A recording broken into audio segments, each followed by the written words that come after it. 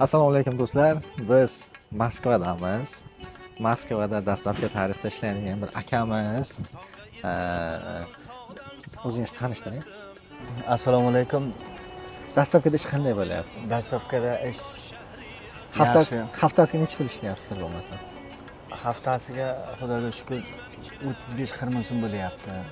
Mana shunaqa akamizga o'xshaydigan halol mehnat bilan og'ir bo'lsa-da ishlayotgan do'stlarimizga, aka-ukalarimizga bizning safimizda bo'lganligidan o'zimizni xursand his qilamiz va o'zimizni o'sha vatan jamoasini esdalikcha sovg'asini aka. Bizni parkimizda ishlamoqchi bo'lgan do'stlarimizga biroz U yigitlarga ham Xudo ishini omadini bersin. Ona yurtdan kelib shu musofirga yuribdi, topgani to'ylarga ketsin. Biz ham shulardan topganimiz to'ylarga ketib, aka-ukalarimiz bilan sog' bo'lib yuraylik. Zamonni tinchligini bersin. Hanilim dinaving bor shahri azim